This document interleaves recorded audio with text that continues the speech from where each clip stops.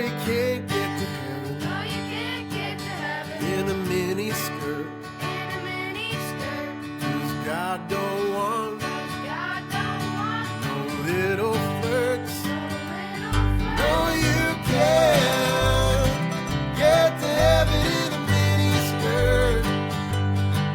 'Cause the Lord don't want no little flirts. No, you can't get to heaven in a mini skirt. 'Cause the Lord don't want no little flirts. Welcome to You Can't Get to Heaven in a Miniskirt. This week we have a bit of a different episode for you guys. This was an episode that was on our Patreon feed that we've decided to put on our main feed. Because Emma is so awesome. And we normally won't be doing this, but we had so much positive feedback from this episode and we just had to share it. And we'll probably have Emma on again. And so, a quick preamble before we get into you actually listening to the episode. Emma and I connected over Instagram and we started talking about queer purity culture. Emma has done a lot of research. She has a master's in museum studies, and she also is the founder and president of the Queer and Catholic Oral History Project. And she'll get into talking about that. Super interesting, getting into the intersectionality between Catholicism and queerness. And it works out well because I'm queer and Jessica's a former Catholic. So we both had plenty to relate to during this episode. And Emma is so articulate and bright. And it was really, really fun getting to record with her. Yeah, and so if you do want to support us on Patreon, these are the kind of episodes that you can expect. On top of maybe episodes of Sarah and I being more silly, we do have quite a mix. And so if you want to support us, it's patreon.com/heaven in a miniskirt. And for our patrons, we're hoping to have 2 bonus episodes in October to make up for the fact that now this is free for everybody. So we really hope you enjoy this episode. And thank you again for all of your support. We really, really appreciate it. Yes, love you. Bye. Bye. So this is Emma Cieslik. And Emma, do you want to tell us a little bit about yourself? So my name is Emma Cieslik. I use she, her pronouns. I currently have about 7 years of experience working in museums. Most of my experience occurs in the context of collections management and preventive conservation. But alongside my career in museums, I've been really interested in conducting research into religious environments. It first began in college when I was attending Ball State University.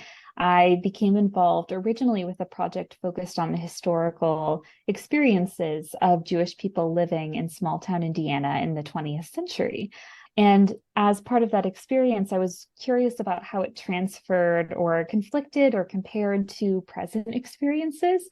And so from that first ethnographic study to then shifting on to investigating the readoption of veiling traditions in 21st century women, the politics of rad-trad femininity within Catholic subcultures, I was also really interested as a queer woman myself to dig into the histories of my own lived experience within religion, specifically histories of homophobia, but also histories of purity culture that I never knew was part of my experience. I had grown up and gone through like a good deal of purity culture experiences, but the most accessible purity culture like narratives that are presented online are often cis, white, straight women whose experiences are completely valid, but just didn't reflect who I was. Yes. Not seeing that, I was really committed to coming out with my story, and by doing that to help increase representation so other people I've spoken to know that, yes, purity culture can exist outside Christian evangelicalism. And so how did this come to be? So I guess as I do often, I'll just chat with people from all over the world on our Instagram. And that's how Emma and I connected. We had a really great conversation just talking back and forth about purity culture and then how the perspective might be different for a queer woman and how a lot of what we see represented just because the majority of women happen to be straight. So that's the experience that we see more so. And I think that I'd never really given much thought about how it might have impacted me from a queer lens. And so we thought it would be fun to do a podcast specifically speaking to the experience of queer human beings And obviously my perspective will be a Canadian gay woman, gay, queer, I don't know, whatever identity you have, but I think it'll be interesting to talk about our different experiences growing up. And Emma, are you American? I am Okay. American. Yeah. Okay. Yes. And Emma, and I think we were talking like timelines, and I think we are about like 9 years apart. So it'll I think be so. interesting Yeah. Oh, hearing okay. your experience of growing up like in the 2000s and the 2010s as well. Oh, 9 years younger than us. Oh God. Yeah, I was just like, she's 9 years older than us. That's crazy. Because usually people are older. Jessica, you're old. You know how when you grow up and you're like, everyone's older than me, and like you get like a doctor and they're like younger than you, and you're like, oh my God. So this Yeah. is how I feel right now. Okay. Yeah. Great. Fantastic. Woo, because I was like, wow, we're gonna learn a lot about the 90s, and I was wrong. So sorry. But it sounds like No worries. within your work and research, you have a very strong background on the impact of purity culture going back. With my perspective based in history and historical analysis, a lot of my like initial understandings of purity culture actually came from historic accounts of reading different texts that were published in the early 2000s about 1990s experiences. So Oh, cool. I feel That's very gonna be- grounded Yeah. in that era. So this is this a personal interest for you? You said you're doing museum work, and then this is so is this a hobby of yours? Like, which this is a hobby of ours. So this, like, I feel like we're kindred spirits in that way. I think that's a great way to put it. I think for myself, I would consider this like, so my process of researching and writing, including being the founder and current director of Queer and Catholic, a CLGS Oral History Project, focused on documenting queer joy, but also queer trauma within the Catholic Church, is very much part of my own deconstruction experience. And for the goal of that, to provide others with representation so that when they are in the process of deconstructing their own harmful and traumatic experiences, they see someone both visually, but also like written wise, reflecting what they grew up with and what they experienced. So very much trying to help little baby Emma out there, who I don't know, but is really trying. And so were you raised Catholic? I was. And same. And then I don't know how much you listened to the podcast, but like then I ended up going to like the more I brought her charismatic to churches. Baptist church and then to like New Frontiers, charismatic, non-denominational sort of. Yeah. So most of my purity culture experience was in the more non-denominational and Baptist space. So this will be quite interesting to talk about the Catholic side of it. So you were raised Catholic, and I was hoping maybe you could touch on, before we dive into like the meat of your research, like how much were you taught as a young person in the Catholic Church about purity culture, and what were the things that you learned and really internalized?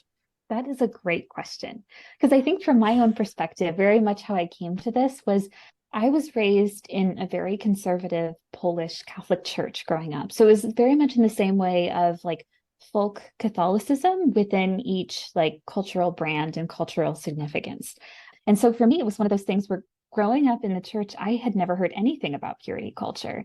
So growing up, there was always this understanding of the emphasis on purity, and as raised in Catholicism, this emphasis on a very strict theology of the body and the mind and how those two connect or disconnect. And so for me, the only like definitive experience that I can point to that highlights it was when I was in middle school. I attended a retreat called the True Beauty Retreat, and it was a of your expression. I bet it's really cool.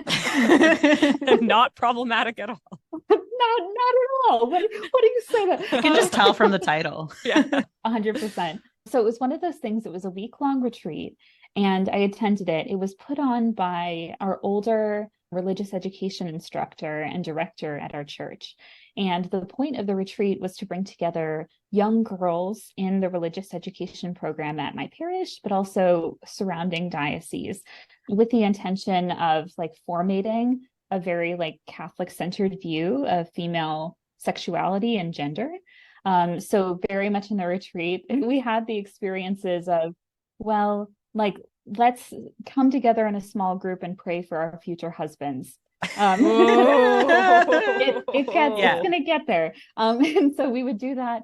And also it was the same rhetoric around like female theology of the body, which I found really interesting now, dissecting it, of, well, you have this internal beauty that's incredibly important to you, but we're going to bring in Mary Kay to give you makeovers. Ooh, Oh. interesting. And then at the same time, very much like supported by all of the theology of the body I had learned in religious education, there were the same metaphors of tape. Like you put a piece of tape on your arm and you peel it back and you see all the oil and the hair that goes with it. And then if you're trying to put it on somebody else's arm, it's not going to be as sticky. And that's supposed to represent, You're going to lose all your stick. That is definitely a metaphor we haven't talked about. So there's another one, the tape. Oh, good. 'Cause there was like the flower with the petals and then the gum. And so now we have the tape. All right. Yeah. The cup that everyone backwashed into. Oh, God, Oh Sarah. my gosh. Well, very much in the same way of like, we had the tape, but we also had the candle metaphor, which I guess in a Catholic church makes a lot of sense, where they would take out a candle and they would take out a match and they'd light it. And of course, beautiful before, the candle is a nice, perfect, clean white wick. But afterwards, it's all crumpled, it's all black, it's all dark, and the candle doesn't look like it did originally. So strangely enough, those are two, just as you said, those are two. That's so metaphors. horrible. The candle one is awful. Yeah, there are two, like, those are two that I tell people about. And like in like mainstream, like evangelical Christianity, people are like, I've never heard those. I'm Oh, like, really? I like I've that. never heard the candle one. I like that. I love the candle one because it actually is very specific to Catholicism because they Yeah. love candles. So it's perfect. So it was one of those things where I was on retreat, and then like the crowning blow, I think, was that like it was an overnight retreat, and we were all staying in the church basement, and they brought us all up when the church was completely dark and silent and quiet. And they had us each form a line at the back of the church and then walk up the center aisle with a white rose and place it in a vase next to the Virgin Mary on the altar. So Very ritualistic. Like, yeah, so for me, it was one of those things where like I finished the retreat, I walked away, and I was like, this is hilarious. Like, not in a denigrating way, because I'm sure it has meaning and value to other people. But I walked away and was like, this is really harmful. And I see the problematic part of this. Like, I'm not going to take this with me. This is not theologically important. That's good. yeah. But it was very much something where I like laughed it off. And then like, as I got further into high school and even into college, like I started to see that like really rigid sexual ethic of like mind and body solidify. And I was like, oh dang it, I took it with me. Oh no. You always do. You always do. Yeah. Even if you're like, this is dumb, because like it's actually very interesting that you had enough maturity to realize that it was a bunch of BS. But I feel like a lot of girls in that instance, you when you're that age, you're like, well, the adults know what they're talking about, and the adults are right. And I mean, it's a beautiful fairy tale. Like, God has picked this one special person for you. And like, they're probably at a retreat praying for you too. But then like the actual, I don't know, then you have real fucking life. And that's not how life goes. And I think it leads for a lot of like disappointment. And it's complicated too for someone with a queer identity. Were you aware that you were queer at the time? Like when you're at that retreat? Yeah, this is an interesting question. Because yeah, I'd be really interested to queer compare and contrast our queer identities, and Let's like queer if you were together. aware versus not. Like, I know it's a classic question. Yeah. Like, how did you know? When did you know? And everyone hates that question, but I think it's interesting in the context of the church because like there's no other story or narrative here for you represented. It's just, okay, you're going to marry a man, you're going to be a virgin till marriage, and sex is penis and vagina. It starts when the man enters, and when he comes, it's done. Like, that's all. That's the only option you have. You have one choice. I think for me, so I will phrase it in the sense of like, I grew up as a very neurodivergent person, even though I didn't have the like terminology to use that. So the same as you say, like, that was a really like self-perceptive moment to be like, this is real problematic. The same of like growing up in the church, it was especially difficult because like I had a better understanding of like what physically was happening, but didn't always have the emotional dexterity to like process it. So like growing up, I for a whole like good segment of time was terrified of going into the church because I understood the like physical practicality of someone being crucified, but couldn't like emotionally, it was okay for us to be in a space with somebody crucified on the altar. So I will say, from that perspective, like I grew up and I think I always had an understanding that I was different and there was something different about my gender and sexuality. And so I would say that I myself didn't come out to myself until late in high school and early in college, just because I think as this intense sexual ethic was ossifying within my body, it had extended itself to the extreme that it was pushing away any sexual thoughts, any sexual desires at all. So I couldn't understand who I was even attracted to if my body was actively repelling everything. So as a kid, I knew it was wrong and I knew it was different. And I think I knew inherently that let's pray for a future husband. I was like, are they even going to find me? Because I don't feel like I'm going to find them. And again, this understanding that I don't think that is the interpretation of my perfect partner out there, or that like I don't even think that somebody is out there praying for me because there's something wrong with this queerness that I experience with internalized homophobia. I find it fascinating, like from the Catholic perspective, because I feel like that is very different. When I was growing up, I heard pray for your future husband, write your future husband letters, and like, you know, every day parents should be praying for their children's future spouses. I will say I never got that messaging in the Catholic Church. I think the context of Catholicism in like Eastern Canada, I think what you have is a lot of like traditional Catholicism. And so people will go mostly once they have children, they'll get them baptized, they'll do catechism, and then maybe the child gets confirmed. Yeah. And then they stop going. But I think that pattern seems to happen because like there are people we went to high school with, they didn't wait till marriage to have sex and they don't really care. But then you see like, oh yeah, my grandma wants me to get the baby baptized, so we're just going to do that. It's almost like more of a tradition as opposed to like the intense belief system, because within evangelical circles, like your whole point of existence on earth is to proselytize and to get more followers for Jesus. And I know there are evangelical Catholics, but the Catholics that I grew up around, I would say, were not out actively proselytizing and trying to like save souls from hellfire. I don't know about your experience within the context of like the Polish Catholic Church. I am curious, was it more evangelical? Like, it just sounds like it had some interesting tidbits of what sounds like evangelicalism. I think you're right. I think what I've discovered throughout my research, and a lot of it has been incredibly helpful with the Queer and Catholic Oral History Project, in encountering people that have had these experiences on a wide range of spectrums. Just like you say, there are a lot of people I meet where like this concept of virginity prior to marriage or lack of sexual contact in any way is connected to their experience of church and their experience of faith, whereas other people don't. But I will say you're very right in that, as I've discovered, I think in the late 1990s, but especially in the early 2000s when I was coming of age in the church, I think there was an understanding that the Catholic Church had adopted the like language and terminology of purity culture along with the programming tactics and built that into their own theology of the body. So just as you're saying, like my understanding and my experience of purity culture within the Catholic Church is wildly different from others, because I think it was context dependent on the time period. At that time, people were looking around and seeing that purity culture, for better or worse, was having a deep psychological impact on all of these children. So because of that impact and because of how it was affecting, benefiting, hurting people, they decided to co-opt some of those strategies.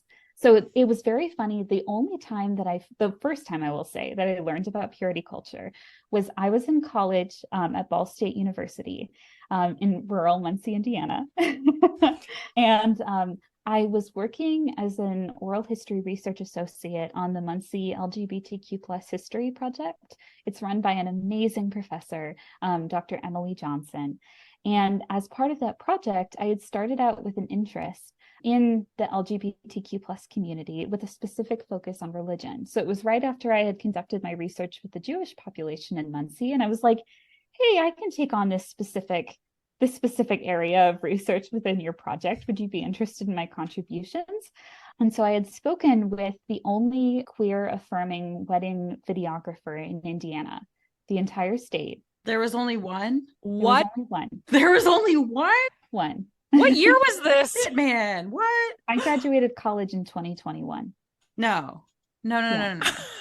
no, no, no. And that's I also forget, okay, like wildly different contexts in Canada versus United States. very Like true. our That's very fair. Your country has issued an alert. yeah, like they're like, don't travel there. I'm so sorry. God.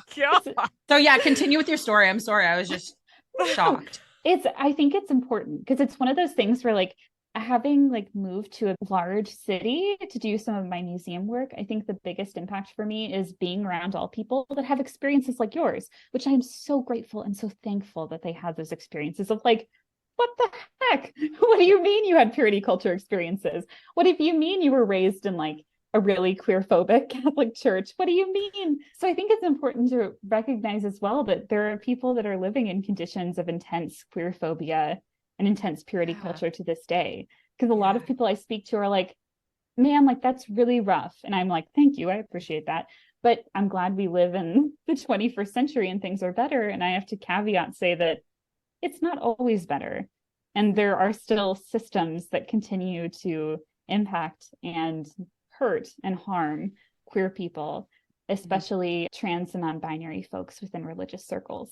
So I was speaking with the only queer-affirming wedding videographer in Indiana, and they were speaking about their experience and sharing with me this understanding of struggling within a specific campus ministry with very like evangelical Christian parents, and the first time purity culture popped up in the interview. And I think for myself, I was wildly unprepared of, okay, I've heard about it. I've heard about this cultural experience. I've heard of the specific book that was written by, I think, Linda K. Klein. It was one of those things for myself, especially where I was like, some of your experiences within like evangelical Christianity are sounding super familiar to me in the worst way possible. And so I took a step back after that interview. It was incredibly meaningful, and the person was a wonderful contributor to the project, and started to unpack how purity culture, very much like the terminology, the programming tactics, the metaphors that were being used were the same as my own experiences. But when I first encountered narratives like Linda's, it was only white, straight, cis, Christian, evangelical women. So I didn't really think that it really applied to my situation within Catholicism or could even extend. Now I'm of the full understanding that purity culture exists in multiple different manifestations and religious traditions as well as social ones, which is important to note and to highlight. It even extends today in different levels of local control and bodily policing. So for me, I took that step back and I was like, my goodness, I should really look into this. And it was coinciding at the same time that I was looking into Catholic veiling traditions. So a specific number of like 20 to 35-year-old Catholic women who were readopting this pre-Vatican II traditional called like a white chapel veil. I've seen that on TikTok. I could talk about it all day. And so for me, it was one of those things where I undertook the project with the same professor I had researched the Jewish cultural experience in Muncie, Indiana. And I approached the project really after one class and went up to my professor and had said, hey, can I like dig into this? Can I like conduct a full-on research study? I later would go on to interview 30 women from across the United States and North America about their veiling traditions. But as I was going through the research and undertaking the process, a trend kept coming up in all of the conversations where like this specific devotional, which is usually coded as white for an unmarried woman or brown or black for a married woman, was again tied to this element of physical and mental purity. And so for me, it was a really interesting like co-experience between myself dissecting and deconstructing my queer and purity culture experience in the church, now having that terminology to understand it, but then at the same time having this moment where the veils I had seen growing up my entire life in the Catholic Church was again cementing that purity culture had existed. It was one of those things where part of my body was like, maybe you just imagined it. Like maybe this really horrific thing that happened to you wasn't as horrific as you think. Again, self-gaslighting, especially by an institution of like, your experiences weren't that bad. But like seeing the veils and conducting this research, I was then able to say, well, no, like I'm looking at this. I'm speaking with people who are deeply affected by this. Not to say that everyone who veils or chooses to adopt this tradition believes in those same connotations, believes that they imply the same thing. I've met with wonderful people that choose to veil out of their own volition and their own religious meaning. But it was really powerful. And that's what kind of set me on this exploration of gender, sexuality, religion. Wow. Wow. We'll have to link those in Yeah, the can show we notes. link those in the okay? Yeah, because well, first of all, I really want to read it. And then Yeah. our listeners will probably be interested too. That is so interesting because it is something that I have seen on TikTok, which is like where I find everything now.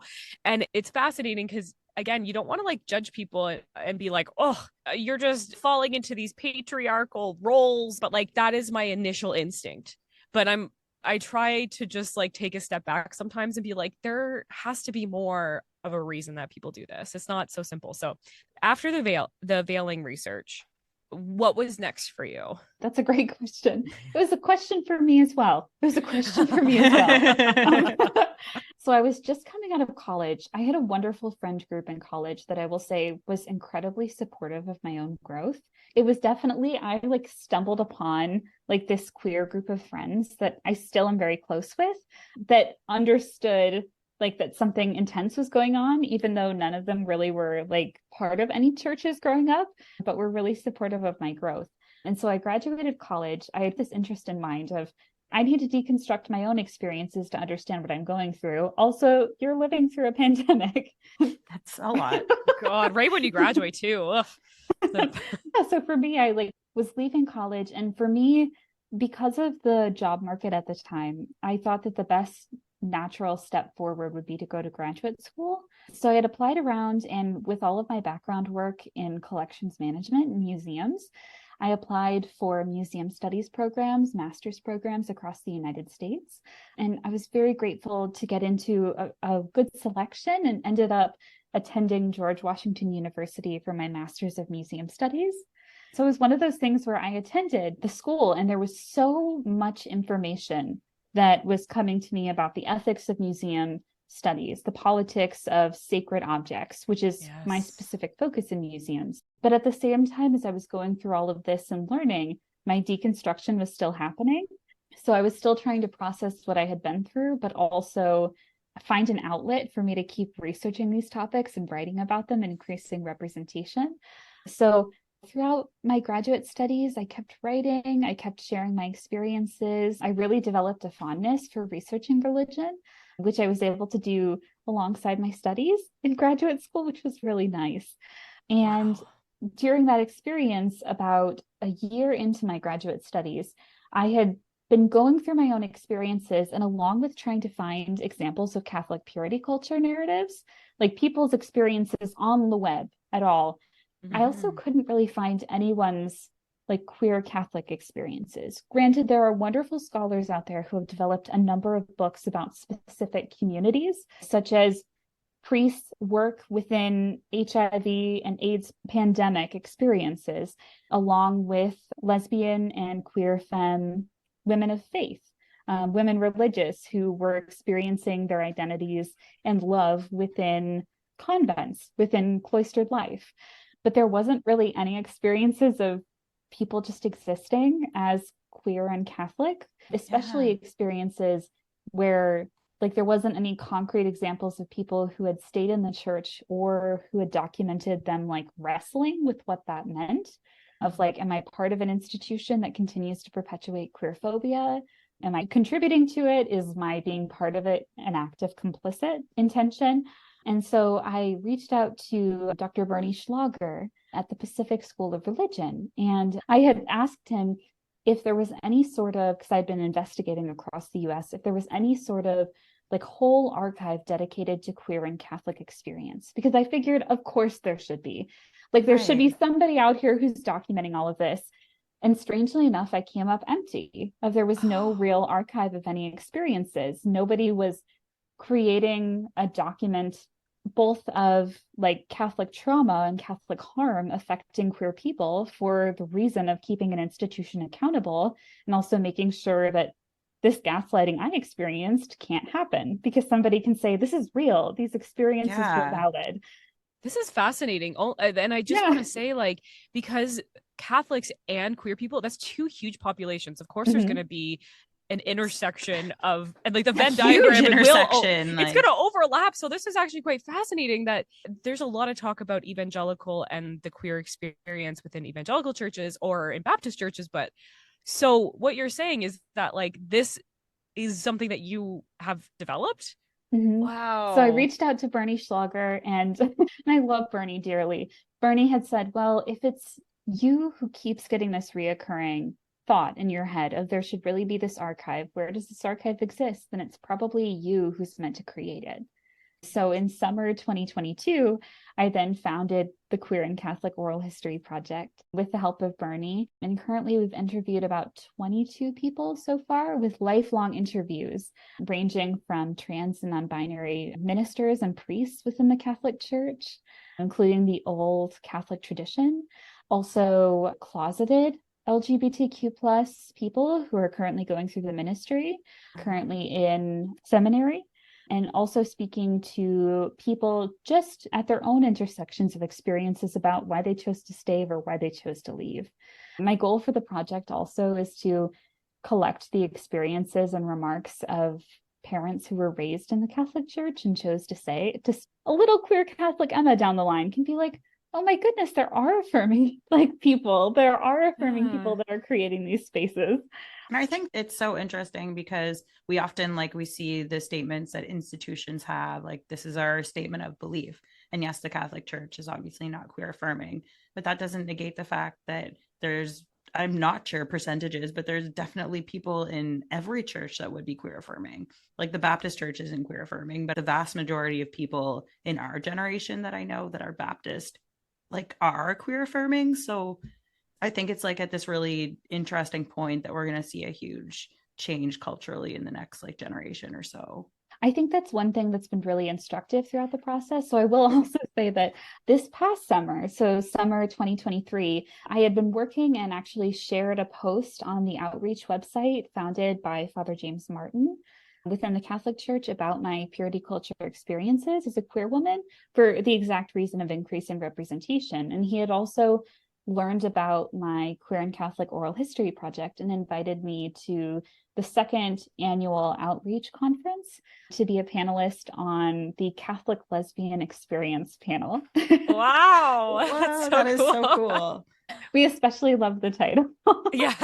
But yeah, it was there where I was sharing about these experiences. And from the people that I met in that room and people I've encountered through my own research, I think there is a big point of contention about welcoming and affirming queer children and queer members of the church. And I think it's one thing, especially as the church is developing this system of synodiality, and the synod is increasing representation of people's views and their beliefs and their beefs with the Catholic Church. I'm hopeful that will then influence somebody in a position of power to publicly come out and say and affirm these queer people within the church and those who have left. Right. Why do you think that the Catholic Church, in terms of maybe more American coverage, has almost flown under the radar? And this could just be my own, what I have come across in the news, and everyone has their own algorithm. It's almost flown under the radar a bit about not being queer affirming, whereas a lot of other churches are maybe coming under fire. Is this something that you've thought about? Why aren't we really mad about Catholics not being queer affirming? I think from my perspective, especially with what happened. So funny story. I was working with the Smithsonian Folklife Festival because I'm also really interested in accessibility of cultural heritage events, which is also what I do in museums. Oh my God. I love that. You're the coolest person we've ever met. But I was on the National Mall when Roe v. Wade fell in the United States, which was a surreal moment.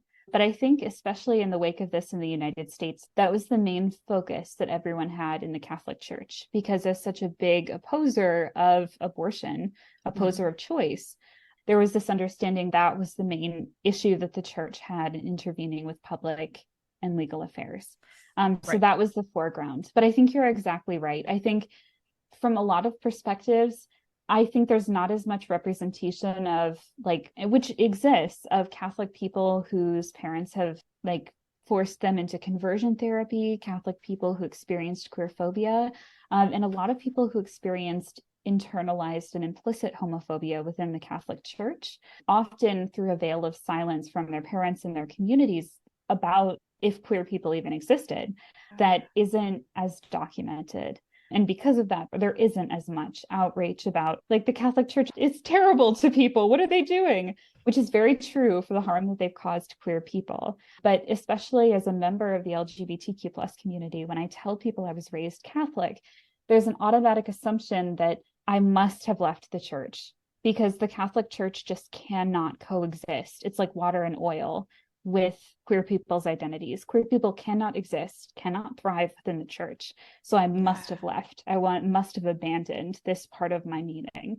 And that's what the Oral History Project that I've been conducting is, challenging that this dichotomy is a false one, and one that's both like supported by church teaching and forcing out queer people by like extenuating that this dichotomy exists, that they're not welcome and they cannot exist and thrive, but also documenting people who have stayed or are finding ministry or are finding peace within Catholic churches, or even different like branches of folk Catholicism. So bringing it full circle to what we talked about, like a lot of what I hope to research and what I've been conducting interviews about is Catholic mysticism, folk Catholicism, folk Catholic practices, Catholic witchcraft, which are avenues where people have found meaning with Catholic devotionals like rosaries, Marian statues, liturgy of the hours, but are able to use them and worship and find meaning on their own terms outside of the Catholic Church itself.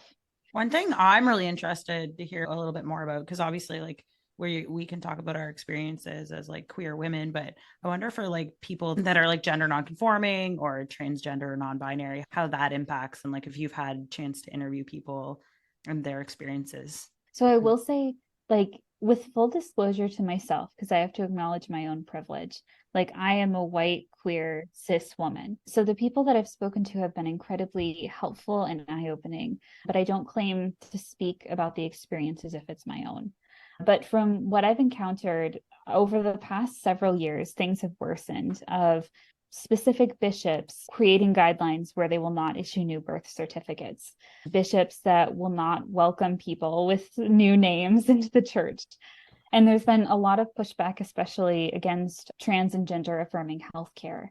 And so that's been the big one.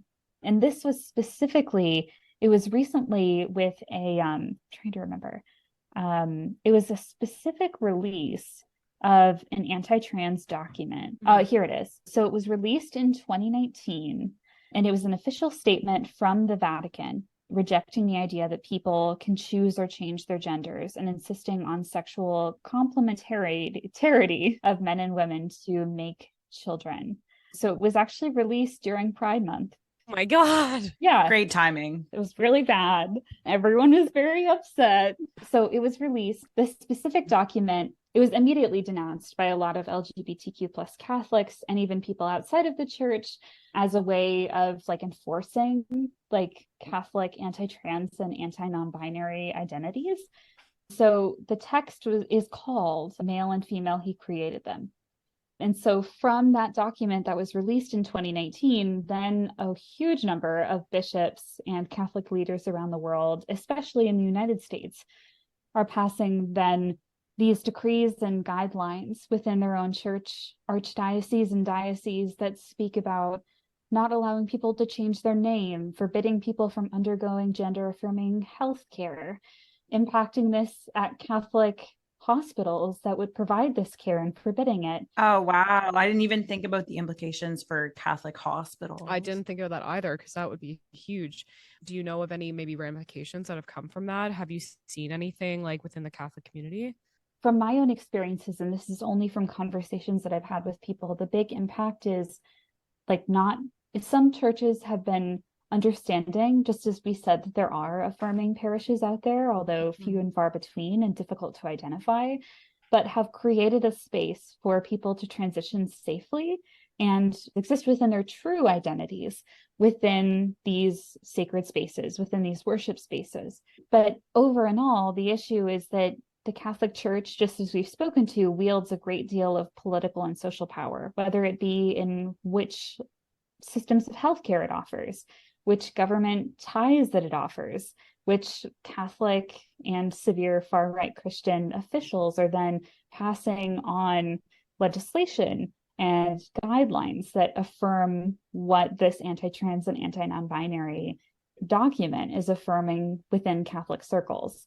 So the effect, I think, is a lot more within this invisible strain of, well, this was just a document. How is it really like materializing for people? But it's creating unsafe environments for trans and non-binary people to exist in the church. And the world. Yeah, in the world, at the same time that like record numbers of anti-LGBTQ plus legislation is sweeping the country right now. I remember looking at the United States and being like, I can't believe that's all happening. But then it's like, it's happening across Canada now too. Like no one is immune to this. Yeah. I have a question just regarding what you said about the Vatican issuing a statement. So when the Vatican issues a statement about some various thing, or if you're like, what is the Vatican's stance on LGBTQ people? What's the Vatican stance on transubstantiation? Is it expected for the churches around the world, if they are Catholic churches, is it expected that they fall in line to what the Vatican is saying? Or is it more just like a guideline they can choose whether or not to do it? So I think it's complicated by like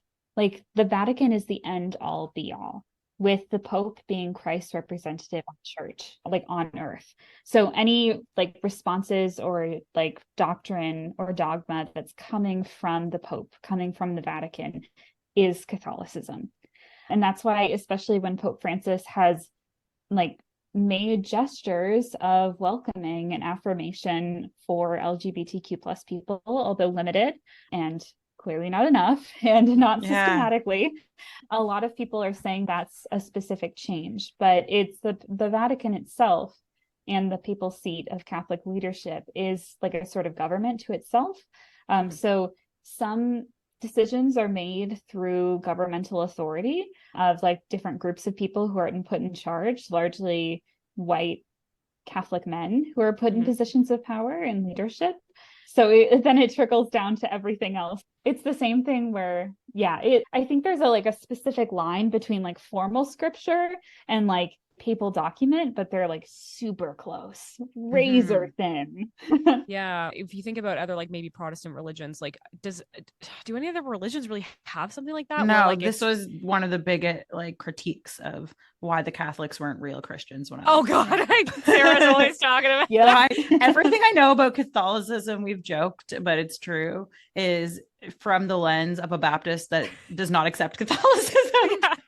That's amazing. That's like hilariously amazing. I know. Especially sometimes she teaches me stuff about Catholicism that I didn't know. And she's like, that's the only reason I know is because I was told that they were wrong. And this is why. Oh, that's too good. Okay. So that's why there's a lot of conflict within the church today.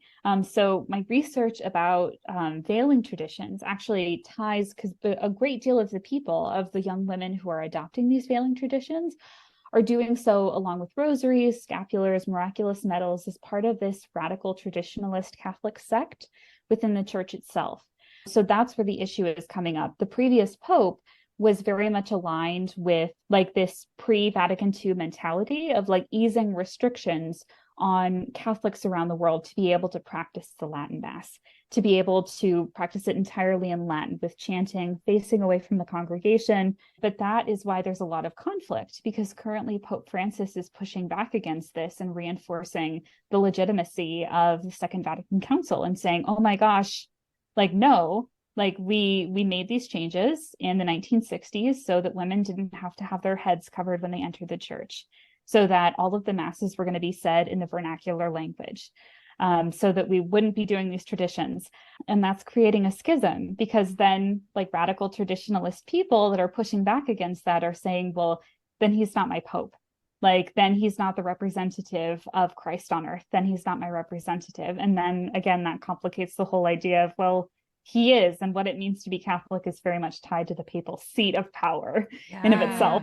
Wow. Okay. I kind of wanted to ask about your research that you're doing now. So you said you interviewed some people within the seminary. Do you think that queer people are attracted to the seminary? Because I know that like for like acceptance or just to give them some sort of inner peace, do you think that you're going to find more people within the seminary that are queer or that are going there to find that sense of purpose within the Catholic Church and within their faith? From my perspective and from the research I've conducted, I can't say that I distinctly know. I will say that in the past, the life of men and women religious and people religious was in some ways viewed as a refuge because it was very much same-sex living. And same-sex relationships existed within those living situations. Really? Well, you mentioned nuns before. I think, yeah, I would love for you to just elaborate on that. I'm just going to pull up the book so I get it right. So what it's called is Lesbian Nuns Breaking the Silence. And it's been out for a good amount of time now. And in each of these stories, a nun describes her experience and path in and out of a convent and finding and discovering truth within herself. So it's very much myth shattering that like convent life, just as we have learned about men who are living in religious communities, especially Catholic communities, are sexually active.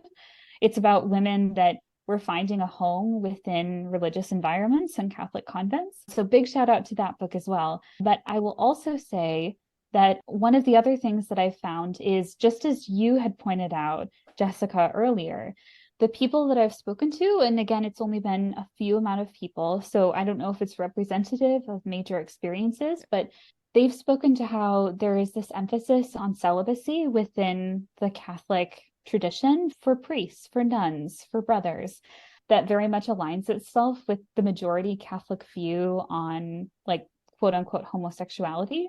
So very much in the politics of, well, if you don't practice, so the hate the sin, not the sinner mentality of like, we're only really going to persecute you, or God's only going to look down on you if you're practicing and engaging in this form of sex. And so a lot of people in and outside of religious life have like committed themselves to this life of celibacy as they see as the answer to deal with this kind of like dissonance that the church is reinforcing that you can't be queer and Catholic. So I don't know if I would say that's like representative of everyone, but I have definitely encountered people who feel that way. And I've encountered people that feel that way in the evangelical movement. They're like, conversion therapy is bad. We can't change you, but you have to be celibate. If you're SSA, same-sex. If you're same-sex attracted, your identity should be in Christ. And I don't mean to laugh. I don't mean to laugh to say that's valid at all. But have you guys ever watched the movie But I'm a Cheerleader? I have watched part of it, yeah. This is like one of the coming of age lesbian movies that like you're supposed to watch. You get your lesbian card and then they yeah. I will just say like that was one of those things where I never watched that until about a year ago, because I was still in the understanding of like the house that I was raised in. I will say my parents are incredibly affirming and welcoming, but the only representation I had growing up of like queer people at all was the birdcage. So I didn't even know that like queer women existed. I was like, I guess this is just a thing for men. That was my only representation. Because mine was the OC. Oh yeah, the OC. Marissa and Alex on the OC. That's the first time that I saw like a female relationship. Yeah. So I didn't really know that queer women existed. It was one of those funny things where I got to college and like my friend group was so nice and so affirming. And like I came up, like, again, this was happening at the time where I was like, don't have gay thoughts, like don't have any thoughts of sexual desire whatsoever, just totally pure of mind and body, just what disconnect.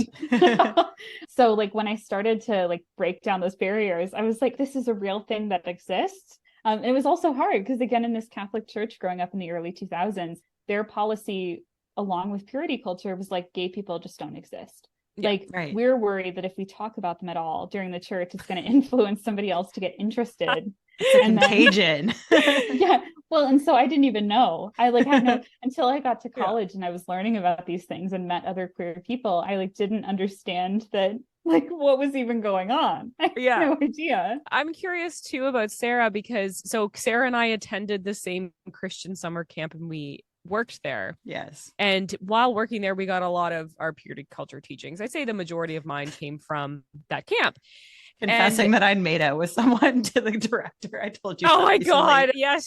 She texted me this the other day, how she said that she made out. It was spin the bottle in a basement and he stuck his tongue in my mouth. That was it. Like that was my first kiss. I was 15 and I felt super guilty about it. And it got around. Everyone was like, oh my God, did you hear oh my gosh, did you hear what Sarah did?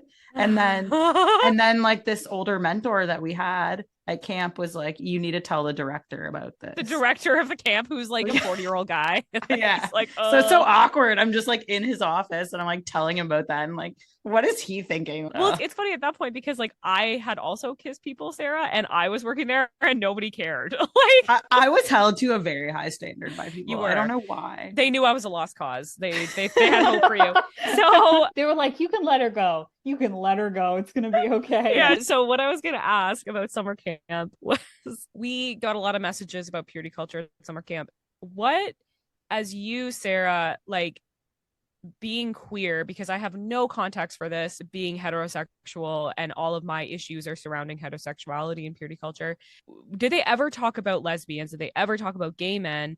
You didn't realize maybe that you were a lesbian because you just like couldn't even physically go there in your mind. Never. Not Like, at all. do you ever remember thinking about that at camp specifically? Well, I remember that there were people that we were like, ooh, like maybe that guy's gay. And I remember But it was that, always a guy. But to speak to your question about my experience, I do remember that there was one girl that worked there that had made out with a girl before.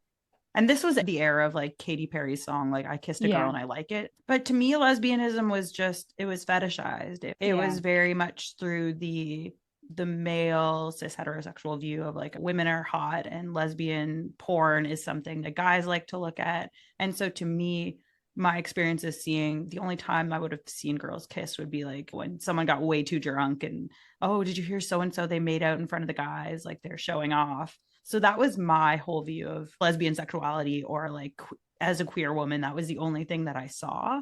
And I guess for me, the way it manifested for me was like being pure was really easy. Like if I ever dated a guy, like I didn't kiss him and that wasn't a hard thing. And I was just like, I don't get why are people having such a hard time with this? Like, No, it was the same for me. I was in high school and I had my first and only boyfriend ever. And like we only played Scrabble. He would come over to my house and we played Scrabble and watched movies. And I was like, I had a boyfriend. And then my parents were like, we never saw the signs. And I was like, all the signs were there. All of them. Oh yeah. And then for me, like when I became sexually active, alcohol was always involved. And then like that same week I was sexually assaulted. So I think I would have figured it out earlier if it weren't for that friggin' rape. I'm pretty sure I would have figured it out. And I know I shouldn't laugh about it, but like You can laugh. You're allowed to laugh at your own trauma. I think. Yeah. It's true. For like the 100%. longest time, I was just, because I had PTSD and flashbacks, and the only time I could like physically have sex was when I was drunk.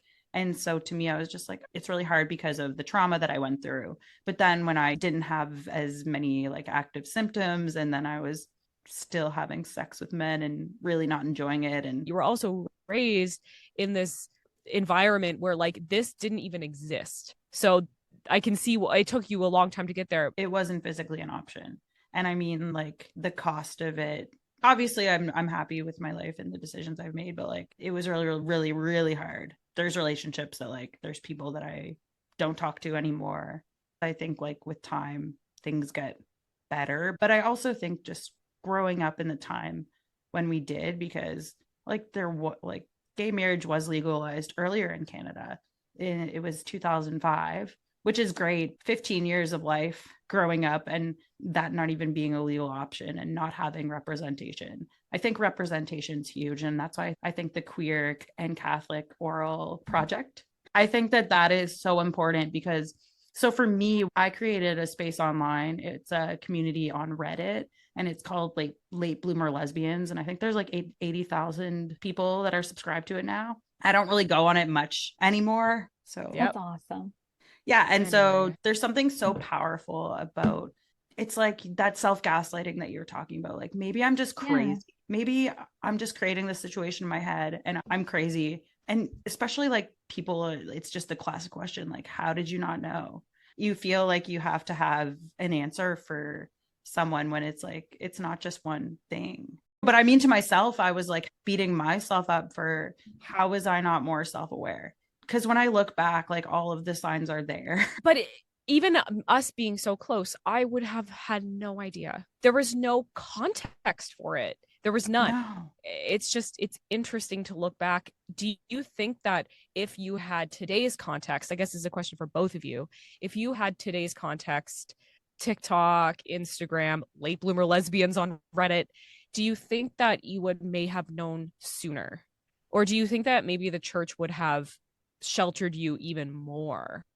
Like, what do you think's happening to kids It's nowadays? pretty hard to shelter them at this point. I think it would be different because I think what comes down to is that when you're taught that like the creator of the universe created man and woman in his image, and he created woman as the afterthought to be the one that's supporting man in his role and under man's authority. Like when that is the story that the entire creation of your worldview is built on, it's very hard to deviate from anything. There's no other narratives.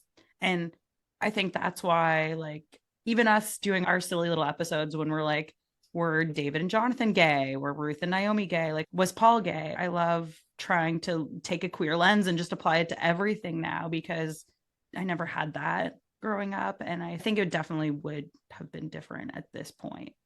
But I think you could say that for anything, right? Yeah, I think the same for me.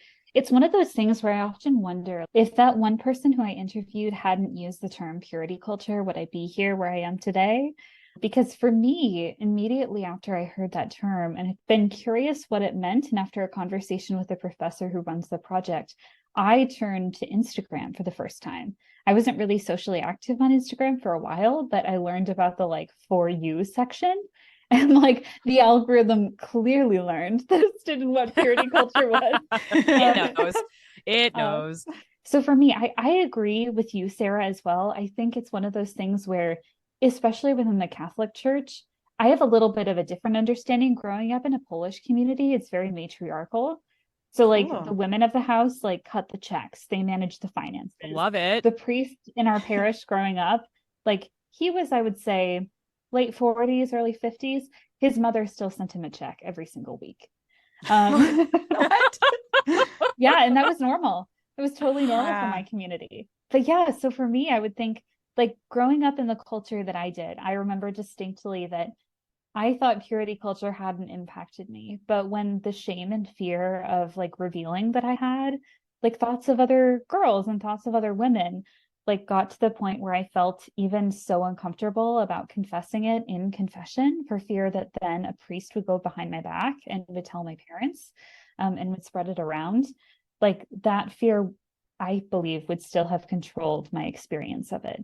And I think within Catholicism, very much the same, because so much of the philosophy is rooted in you give up so much of your life, you're living it for another life. I would even think about how we modify our diet, how we modify our dress, how we interact with other people when we go to Holy Day of Obligation masses. So I think for me, growing up in the community I did, where Catholicism was just interwoven with everything, every aspect of life and material culture, it would have been difficult if I had not moved away for college to deconstruct my experiences. There's something about being transplanted and then around people that have different life experiences. Like you said, you were adopted into a lovely queer friend group. And Yeah, I will say I didn't come out while I was in Muncie, Indiana for fear of my safety. I did go to school in the district belonging to Mike Pence. Oh my And- oh God. shit. Oh my And I God. think me coming full circle as a queer woman that learned about purity culture and deconstructed her experiences is Oh such my like a, gosh. Yeah. yeah. Mwah. Like, yeah. Yeah. It's But an F you a little bit. Oh my Yeah. god, Mike Pence though, like Yeah. the Pence very rule bad. that he can't be in a room with a woman other than his wife. Like, oh my god. I mean, we could deconstruct that for an hour. Like, that is Yeah. wild and on so So many levels. wow, yeah. And how are you doing? Like the United States isn't great right now. That is such a sweet question. You're like, we're checking in with you, Emma. Are you Yeah. okay? I think for me, I'm doing okay. I like live in a big like metropolitan area, which I think has provided like a bubble for myself of like there is a queer community here. I will say, even though there are like many gay bars in the community and city where I live, there are many in New York, many in Chicago. I went to school in Muncie, Indiana, which was Mike Pence's district, which had the oldest operating gay bar in the Wow. state, predating Stonewall. Awesome. But I will say that I think right now, like even myself, we're very much in crisis mode. So my parents have always been supportive of me. And I really feel called to do this research because I'm hopeful that somebody will feel the representation and know that they are loved and understood in their own right in whatever phase that they're in or whatever stage that they're in, because it's not a phase, it's permanent. Yeah. Yes. But whatever phase of coming out.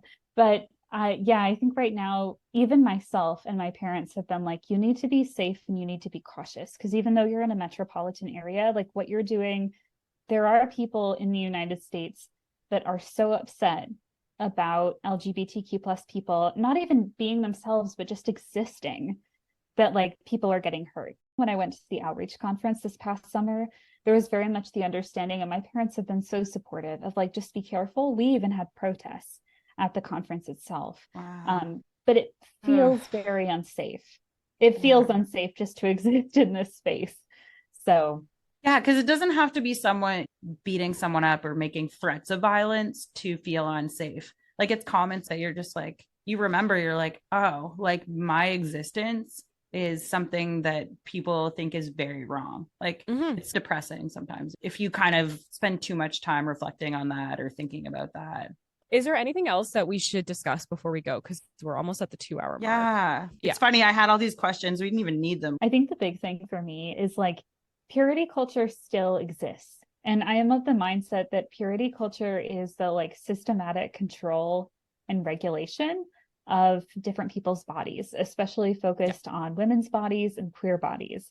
And so from my perspective, especially in the United States, where I'm living in a place post the fall of Roe v. Wade, I'm living in a place with like record numbers of anti-LGBTQ plus legislation about getting gender affirming healthcare, about getting compulsory sex education that includes LGBTQ plus issues and realities and identities.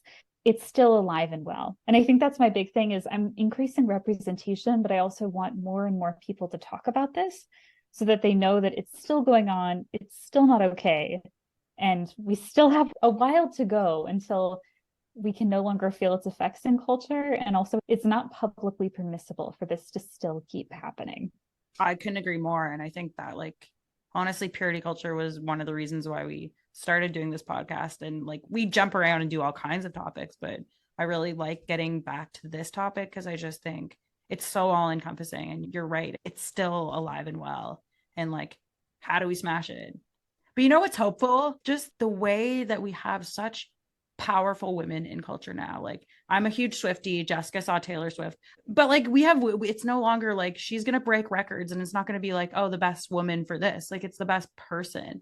And like, I just think that we have the Barbie movie came out. Like my favorite experience and favorite part that has come out with the Barbie movie, and there are many, is like queer women reflecting on how they engaged with Barbies and how their Barbies were like queer themselves. So like for me, I talk with a lot of people who are like, yeah, my queer Barbies scissored all the time.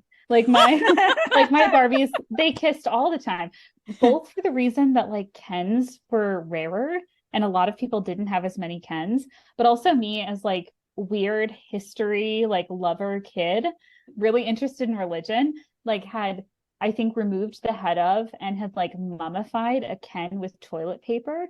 And we had held a funeral for this Ken. And then he was mummified and he was buried. Oh my God. I love it. So I love the experiences of people coming out because very much Barbie is like a modifier and a world in which we create. So it's incredibly interesting to see how people experience those things. That is so funny because like, yeah, when I think about my Barbies, they were all just like shopping and talking about boys. Like mine just we were just rearranging the house and going to work. That was all they were doing. I love it. Is that all you do now, Sarah? That's all I want to do. We want you back on again. We haven't discussed it, I'm just saying this. Thank you so much for coming on and giving us your time. This is so awesome. Do you want to plug anything right now before we sign off? Oh yeah. The only thing I'll say is that thank you so much for everyone who's listened. I know I have a number of different interests, but if you ever felt that something spoke to you in this conversation, feel free to reach out to me at eocieslik@gmail.com about the Queer and Catholic Oral History Project. We're still collecting interviews, and I hope to do so for the foreseeable future.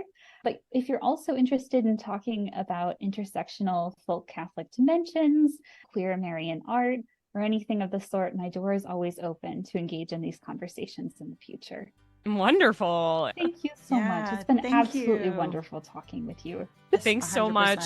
Have a good rest of your day. Thank you all. And thank you for your time. We appreciate it so much. Thank you. Have a great day. Yeah, you too. Bye.